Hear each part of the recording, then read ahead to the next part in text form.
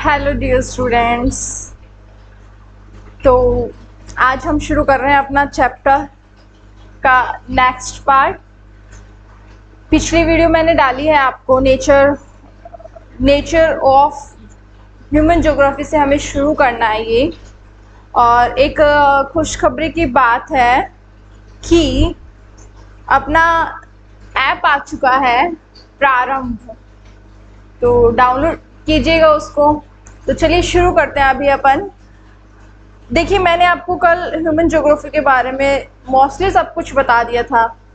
अब हम देखेंगे इसके अंदर कि जो ह्यूमन ज्योग्राफी है, मैंने उसके फादर बताए थे आपको कि उसके जनक कौन है। तो वो जनक मैंने आपको एक तो रेड जेल बताया था और एक मैंने आपको क्या बताया था, विडाल डीला ब्लास। क्या बताया था? Vidal de la BLAS.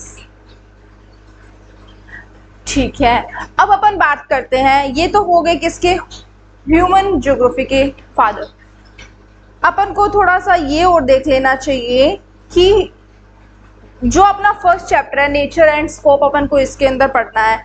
तो इसके अंदर अपन को ये देखना है कि इंटरलिंक किसका है इसके अंदर, फिजिकल ज्योग्राफी का प्लस ह्यूमन सोसाइटीज का इंटरलिंक्ड होता है। तो फिजिकल ज्योग्राफी की अगर हम बात करें या फिर डायरेक्ट हम पूछें कि ज्योग्राफी का फादर कौन है, तो उसका फादर बोले जाता है इरेटोस्थीनीज। कौन है? इरेटोस्थीनीज। और इरेटोस्थीनीज ने ज्योग्राफी को डिफाइन किया था दो वर्ड्स में। एक बोला था जियो और दूसरा बोला था ग्राफोस। क्या बोला था? जियो और ग्राफोस।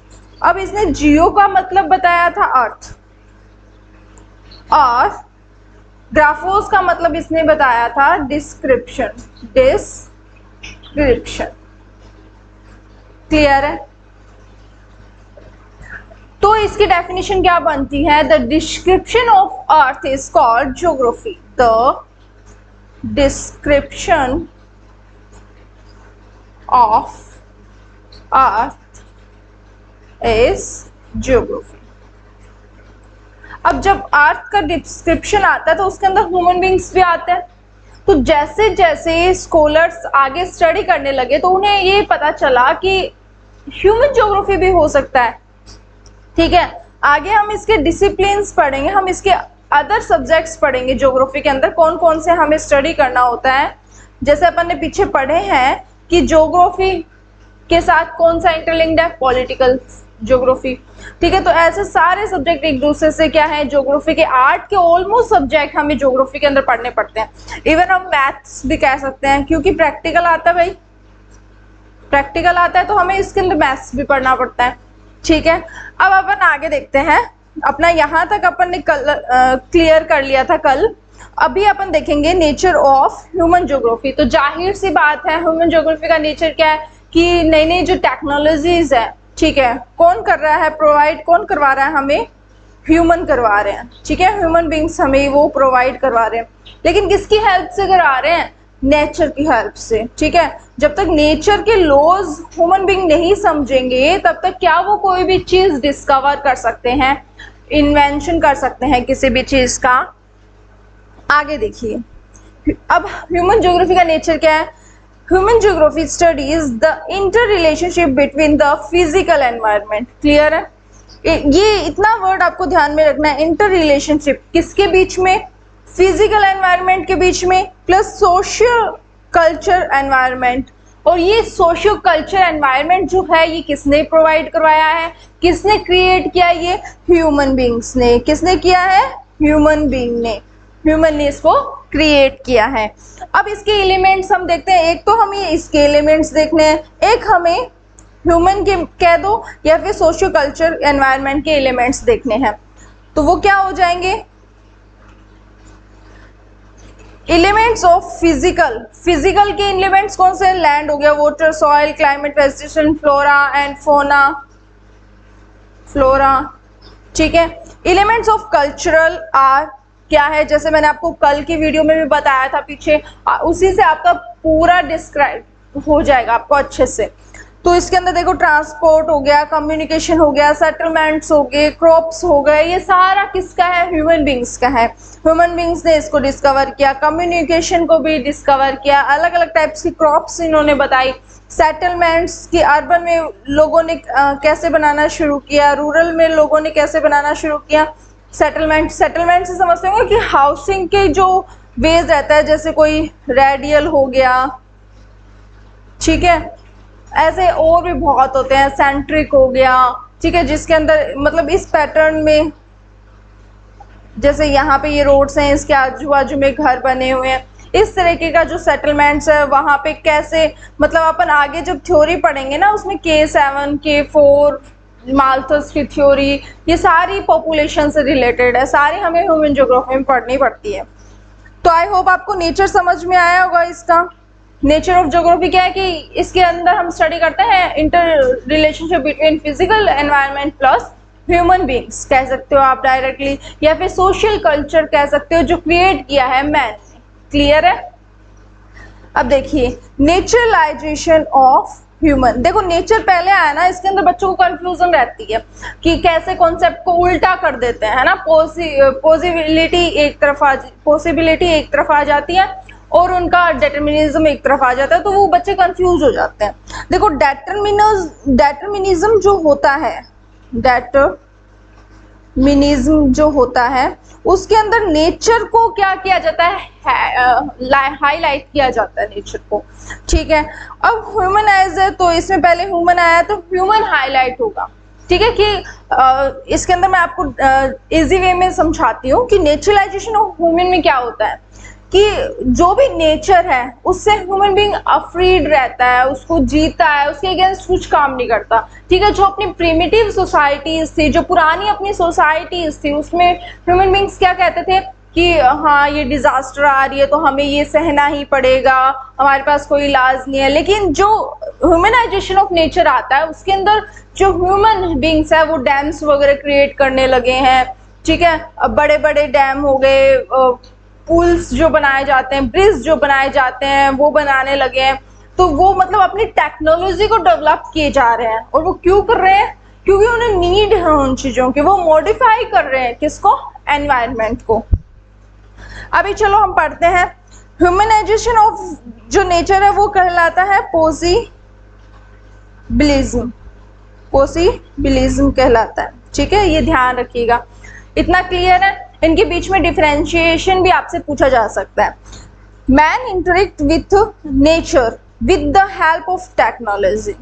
किससे इंटरेक्ट करता है? नेचर से। और किसकी हेल्प से करता है? टेक्नोलॉजी से करता है। इट इज नॉट इम्पोर्टेंट, ये जानना इम्पोर्टेंट नहीं है यहाँ पे कि उसने क्या क्रिएट किया है, यहाँ ये जानना इम्पोर्टेंट है कि उसने क्या टूल यूज किए हैं, ठीक है। जो हम नेचुरलाइजेशन पढ़ते हैं उसके अंदर हम पढ़ते हैं कि ह्यूमन कंटिन्यूअसली डेवलपमेंट कर रहा है, किसके अंदर? टेक्नोलॉजी के अंदर। वो nature with the help of technology के साथ इंटरेक्ट करता है। फिर वो कहते हैं कि ये जरूरी नहीं है जानना कि ह्यूमन बीइंग्स ने क्या क्रिएट किया है, बल्कि ये जानना जरूरी है कि उसने वो टूल्स कौन से यूज किए। जैसे उसने ब्रिज बनाया है तो उसके बाकायदा उसने रीवर वगैरह को यूज किया, तो वो रीवर क्या है? फिजिकल एनवायरनमेंट है, ठीक है। Technology indicates the level of cultural development. अब जैसे अपन कहीं रूरल एरिया में जाते हैं, हम देखते हैं कि मतलब सुनसान सा वो एरिया पड़ा रहता है, ना वहाँ स्कूल वगैरह है ना कुछ और है, तो वहाँ पे वो डेवलपमेंट नहीं दिखाई देता है, ठीक है। वहाँ पे लोगों को फोन यूज करना नहीं आता है, टैबलेट यूज करना नहीं आता, लैपटॉप यूज नहीं करना आता है, अदर एक्टिविटीज यूज नहीं करना आता, तो वो क्या है? डेवलप्ड नहीं है एरिया। तो टेक्नोलॉजी से क्या पता चलता है हमें कि कोई भी कल्चर जो सोसाइटी है वो कितनी डेवलप्ड है, उसका लेवल क्या है डेवलपमेंट का of society. Understanding the nature helps to create technology, और उसी से हमें पता चलता है कि नेचर जो है वो हेल्प करता है टेक्नोलॉजी डेवलप करने में। आई होप इतना समझ में आया होगा। आपको लाइन टू लाइन ऐसे नहीं रटनी है, आपको मैं एक तरीका और बताऊंगी, पहले इतना पढ़ लेते हैं। अब देखो अंडरस्टैंडिंग ऑफ, देखो कुछ उसने रूल्स बताए हैं। उसने ये कहा है कि नेचर है तभी तो उसने ह्यूमन बीइंग्स ने डेवलप किए हैं ये चीज। कैसे? जैसे फ्रिक्शन, कोई भी पत्थर को उन्होंने फ्रिक्शन किया, उसको ऐसे उसने घिसा या क्या कहते हैं रब किया, तो उसके अंदर हीट आई। फ्रिक्शन और हीट क्या है, नेचुरल है। तो उससे हमें क्या मिलता है यहाँ पे, उससे हमें मिलती है फायर। तो किसका डिस्कवर हुआ, फायर का। किससे हुआ, नेचर से हुआ। किससे हुआ, नेचर से हुआ। तो जो भी नेचुरल चीजें उन्हीं से टेक्नोलॉजी का डेवलपमेंट हुआ है, ह्यूमन बींग्स ने उसी से किया है। तो नेचर को इसमें क्या माना गया है, ऊंचाई दी गई है उसको, ठीक है, हाई माना गया है। उसने कहा कि नेचर ही सब कुछ है, ठीक है। फिर डीएनए की बात आती है कि डीएनए और जेनेटिक्स, सॉरी, डीएनए और जेनेटिक्स क्या है, नेचर है। इनके बारे में अगर हम जानने की कोशिश करेंगे तब हमें पता चलेगा। डिजीजेस भी होती हैं अलग अलग टाइप्स की, तभी हम अलग अलग टाइप्स के जो एपिडेमिक्स आई थी, ठीक है, महामारियां जो आई थी उनके बारे में हमने पता लगाया था। फिर हम देखते हैं लॉज ऑफ, ये थर्मो नहीं है, सॉरी, यहाँ पे एरोडायनेमिक है, ठीक है। तो क्या है इसके अंदर कि लॉज ऑफ, जब एरोडायनेमिक का लॉज हमें पता चला कि हवा में क्या है, हवा में क्या है, गति है, डायनेमिक है अपनी विंड जो है। तो उससे किसका क्रिएशन हुआ, प्लेन्स का, ठीक है। फिर फास्टर प्लेन्स डेवलप की गई। Got it. Knowledge about nature is extremely important to develop technology. अब क्या कहता है कि नेचर के बारे में जो नॉलेज है वही हमारी हेल्प करता है टेक्नोलॉजी को डेवलप करने में। क्लियर है। And technology लूजन the shackles of environment on human beings. और जो टेक्नोलॉजी है वो क्या करती है, ह्यूमन बींग्स पे जो एनवायरनमेंट के शैकल्स हैं, जो बंधन है उसके, उससे उसको लूज करती हैं, आजाद करती हैं। The interaction between primitive society and nature is called environmental determinism. समझ में आया कि प्रिमिटिव सोसाइटी का और नेचर का मतलब, पहले ये जो प्रिमिटिव सोसाइटी थी ना, हाथ पैर नहीं हिलाती थी। इस सेंस समझे आप कि मतलब कोई भी चीज जैसे हो रही है नेचर में वो वैसे ही ठीक है, उनके लिए ये था, वो सेटिस्फाई थे नेचर से काफी। तो इनके प्रिमिटिव सोसाइटी और नेचर का जो इंटर रिलेशनशिप है या फिर इंटरेक्शन जो है वही क्या है, हमारा एनवायरमेंट डिटरमिनिज्म। आई होप यहाँ तक समझ में आया होगा आपको। अब यहाँ पे मैं आपको 2-4 नाम बता रही हूँ, वो नाम आपको अच्छे से याद कर लेने हैं कि डिटरमिनिज्म, एनवायरमेंटल जो डिटरमिनिज्म है उसको किस किसने फॉलो किया। उसने सैंपल ने फॉलो किया, उसकी डेफिनेशन अपन ने दी थी। क्या डेफिनेशन थी आप मुझे कमेंट में बताएंगे कि उसने अपनी डेफिनेशन में कीवर्ड क्या यूज किया था। गॉट इट, ठीक है। सैंपल था, हंटिंगटन था, और एक किसकी, डिमांजिया था, डिमांजिया। प्रेटजेल भी था यहाँ पे, ठीक है। तो ये इतने हो गए। डेविस था एक, ठीक है। जो मैन है वो क्या है, सैंपल हंटिंगटन, यही है, ठीक है। ये आपको कुछ याद कर लेने हैं अच्छे से। और डिटरमिनिज्म के जो फॉलोवर्स हैं, ठीक है, फॉलोवर्स ऑफ डिटरमिनिज्म, वो भी हम देख लेते हैं। ये कॉम्पिटिटिव लेवल का क्वेश्चन आ जाता है यहाँ पे कि जियोक्रेट्स क्या होते हैं। Geocrats are the followers of determinism. जिसने किसको फॉलो किया है, डिटरमिनिज्म को फॉलो किया है, वही क्या है यहाँ पे, जियोक्रेट्स कहलाते हैं। क्लियर है। अपना ही नेचुरलाइजेशन ऑफ ह्यूमन समझ में आया आपको, कैसे कि नेचर से हेल्प मिलती है टेक्नोलॉजी को डेवलप करने में।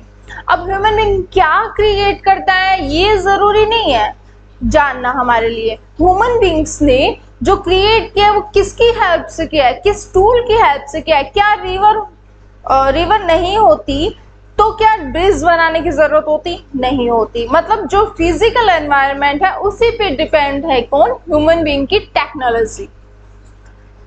तो ये यहाँ का अपना रहता है, ये 3 पॉइंट आपको अच्छे से याद करने हैं। फिर ये 3 एग्जाम्पल है कि किस तरीके से कि नेचर से हमें अलग अलग चीज़ों के बारे में पता चलता है, इन्वेंशन होता है, डिस्कवरीज होती है। और फिर हमें देखना है कि नॉलेज है नेचर के बारे में, अगर नेचुरल लॉज के बारे में नॉलेज है तभी आप टेक्नोलॉजी को डेवलप कर सकते हो। ठीक है, अब अपन देखते हैं ह्यूमनाइजेशन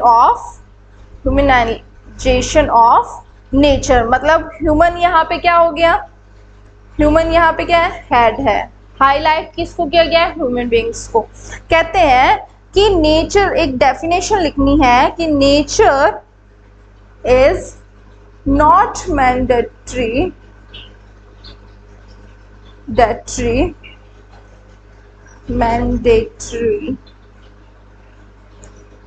सॉरी गलत लिख दिया, मैंडेटरी, कि nature is not mandatory, nature जरूरी नहीं है, बट क्या जरूरी है, परमिसिव, बट परमिसिव। समझो इसको, ठीक है। थोड़ा सा मैं साइड हो जाती हूँ, यहाँ रख लेते हैं। देखो क्या कहता है कि nature is not mandatory, nature की जरूरत नहीं है, नेचर की सिर्फ परमिशन जरूरी है। ठीक है, नेचर कहता है कि हाँ आप यहाँ बना लो, तो ह्यूमन बींग्स तैयार हैं यहाँ पे कि हाँ हम ये बनाएंगे। नेचर ने कहा कि मैं डिजास्टर्स भेजूंगा, तो वो ह्यूमन बींग्स को परमिशन देता है, you can create your technology. ठीक है, तो यहाँ पे उसने डैम्स वगैरह क्रिएट करना शुरू कर दिया, ब्रिज वगैरह क्रिएट करने शुरू कर दिए बचाने के लिए। ठीक है, तो ये होता है हमारा क्या, ह्यूमनाइजेशन। तो यहाँ पे ह्यूमनाइजेशन की ये जो डेफिनेशन है ये किसने दी है, देखिए यहाँ पे ये डेफिनेशन दी है ब्रोन्स ने। किसने दी है, ब्रोन्स, BRUNHS। आई होप समझ में आ रहा होगा, या बड़ा लिखूं थोड़ा, चलो बड़ा ही लिख देते हैं।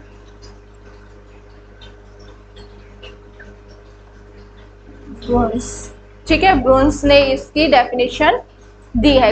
याद रखिएगा कि ह्यूमनाइजेशन में आप जब डेफिनेशन देने बैठो तो ये डेफिनेशन आती है, nature is not mandatory but permissive. याद हुई। अब एक डेफिनेशन और देखते हैं, ये भी काफी इंपॉर्टेंट है, ये आप लोग लिख लीजिए। जो मैंने इंपॉर्टेंट चीजें मैं आपको बता रही हूँ वो चीजें आप लिख लीजिए। एक डेफिनेशन हम देखते हैं, यहाँ देख लेते हैं क्या है कि there are no necessities,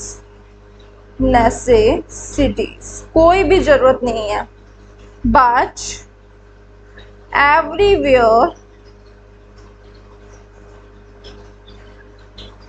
possibilities, कि यहाँ किसी भी चीज की कोई जरूरत नहीं है। ठीक है, अगर हम देखें कि भी टेक्नोलॉजी होनी चाहिए, ह्यूमन बीइंग ही ज़्यादा जरूरी है, एनवायरनमेंट ही ज़्यादा जरूरी है, तो ये कहता है यहाँ पे संभावनाएं हैं, पॉसिबिलिटीज है, यहाँ पे यू कैन डू एनीथिंग। ठीक है, तो ये कौन देता है, ये देता है लुशियन फेब्रे। ठीक है, फेब्रे है,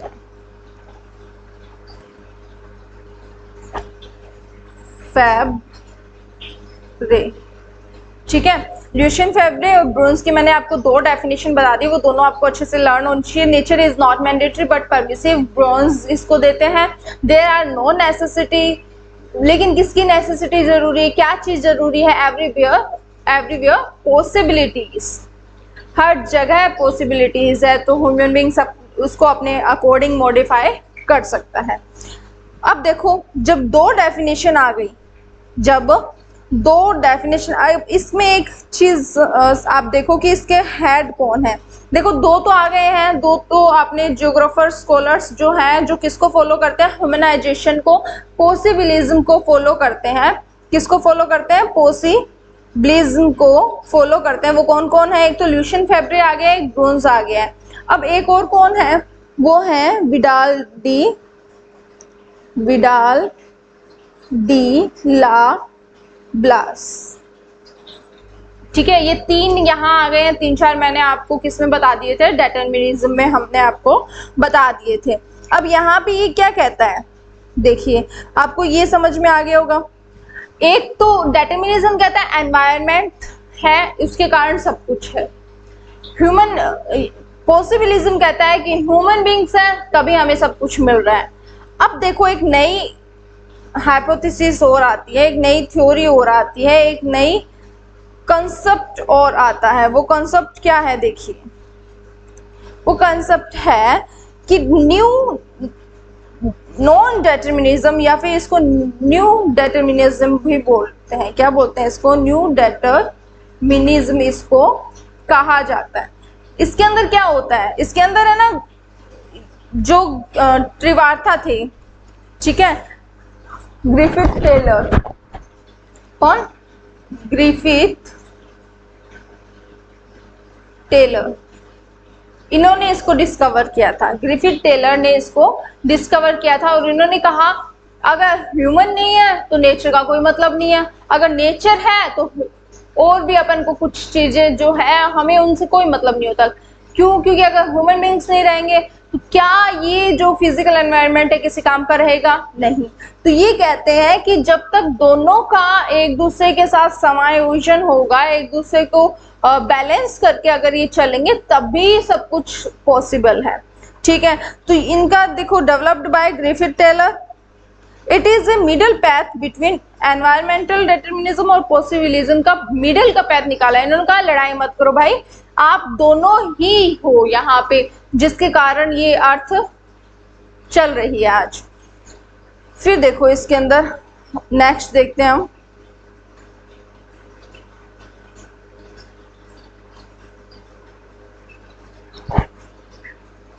क्या कहता है ये, the concept shows the neither is the there a situation absolute necessity nor is condition of absolute freedom. अब एक चीज ध्यान रखिएगा, ये नेसेसिटी तो आई थी किसके अंदर, डिटर्मिनिज्म में, डिटर्मिनिज्म में आई थी, और जो फ्रीडम आई है वो आई है पॉसिबिलिज्म में, पॉसिबिलिज्म में। तो ये चीज आप थोड़ा ध्यान रखिएगा, क्योंकि ये भी आपसे पूछा जा सकता है एब्सोल्यूट फ्रीडम की बात किस कॉन्सेप्ट में की गई है, तो वो पॉसिबिलिज्म में की गई है। एब्सोल्यूट नेसेसिटी की बात किस कॉन्सेप्ट में की गई है, डिटर्मिनिज्म में की गई है। अब ये कहता है कि ये जो न्यू डिटर्मिनिज्म आया है, जो ग्रिफिथ टेलर ने अपना कॉन्सेप्ट दिया है, तो वो क्या कहते हैं, वो कहते हैं कि ना ही तो एब्सोल्यूट नेसेसिटी है, यहाँ कोई सिचुएशन है, और ना ही एब्सोल्यूट फ्रीडम की सिचुएशन है। तो इन्होंने एक एग्जांपल दिया है किसका, ट्रैफिक लाइट्स का, ट्रैफिक लाइट्स का इन्होंने एग्जांपल दिया है। इसको इन्होंने इसकी तरह माना है। इसने कहा है कि जब रेड आती है तो हमें क्या होता है, स्टॉप होना होता है। क्या होना होता है, स्टॉप। येलो आती है, जब येलो लाइट आती है तो हमें क्या होना होता है, इसको एम्बर लाइट बोलते हैं, आपकी बुक में जो दिया हुआ है उसको एम्बर लाइट बोलते हैं। तो हमें रेडी होना होता है, ठीक है, और ग्रीन आती तो हमें क्या करना होता है, गो, जाना होता है। तो यही ये अपन को कहता है, क्या कहता है ये, कि ह्यूमन बीइंग एनवायरनमेंट को क्या कर रहा है, ह्यूमन बीइंग एनवायरनमेंट को फॉलो कर रहा है, ठीक है, तब तक सब चीजें सही चलेगी। लेकिन अगर ह्यूमन बीइंग्स ने एक्सेस यूज करना शुरू किया और उसने इस रेड लाइट को ध्यान में नहीं रखा कि अर्थ भी वापस आपको वही देगी जो आप दे रहे हैं, ठीक है, earth definitely give you back what you are giving them, ठीक है। आप जो भी अर्थ को दे रहे हैं अर्थ आपको वापस लौटाएगी। आप अगर खुशियां देंगे तो वो आपको खुशियां लौटाएगी। खुशियां कैसे, आप प्लांट्स लगाएंगे, आप उनमें पानी देंगे, आप पानी का कम मतलब वेस्ट नहीं करेंगे आप पानी को, ठीक है। अदर जो भी एनवायरनमेंट को लेके है कि आपको ग्लोबल वार्मिंग बढ़ाने में हाथ नहीं देंगे, तो आपको क्या मिलेगा, आपको हैप्पीनेस मिलेगी, ठीक है। अर्थ आपको जितना आपको इनफ वाटर की यूज होती है आपको उतना क्वांटिटी में वाटर प्रोवाइड करवाएगी, अच्छी विंड आपको प्रोवाइड करवाएगी अर्थ, ठीक है। तो ये सब चीजें किसके अंदर आती है, कि न्यू डिटर्मिनिज्म में, ठीक है। अब अर्थ क्या करती है, आप आज देख रहे हो इतनी भयंकर गर्मी हो रखी है, पसीने छूट रहे हैं, बहुत पसीने छूट रहे हैं, ठीक है, क्योंकि हमने इसको गौर नहीं किया है, ठीक है, इसको हमने मेंशन नहीं किया है। इसको मेंशन जिस दिन करना शुरू कर देंगे, एक अभी लास्ट टाइम मैं एक इमेज देखा था इंस्टाग्राम पे, उसमें था लिखा हुआ था एक बिल्डिंग थी और बिल्डिंग में एक हॉल के अंदर कम से कम 6 से 7 एसीज लगी हुई थी और लिखा हुआ था कि जो ग्लोबल वार्मिंग की जो मीटिंग्स होती हैं वो इन्हीं हॉल में होती है। आपको पता है CFC जो गैस होती है सबसे ज़्यादा हानिकारक होती है, ठीक है, और इसी का यूज़ हम लोग कहाँ कर रहे हैं, डेली रूटीन में यूज़ कर रहे हैं। अब वो यूज़ वहाँ हो रहा है जहाँ पे ये कहा जा रहा है कि हमें ग्लोबल वार्मिंग को कम करना है। बताइए, एक घर में 10 रूम है तो 10 AC डेफिनेटली है, 2 रूम है तो 2 AC डेफिनेटली पूरे दिन चलती है। अगर आप ह्यूमन बींग्स हैं, आपने इलेक्ट्रिसिटी को प्रोवाइड करवाया है तो आपको इसका यूज भी करना आना चाहिए। नेचर ने आपको कॉइल दिया है, विंड दिया है, तो उसका वैसे ही यूज करो ना। एक्सेस करने की क्या जरूरत है, अगर वो AC चल रही है तो सारी जगह बैठने की क्या जरूरत है, एक जगह बैठ जाओ, ठंडा तो उतना ही करेगी।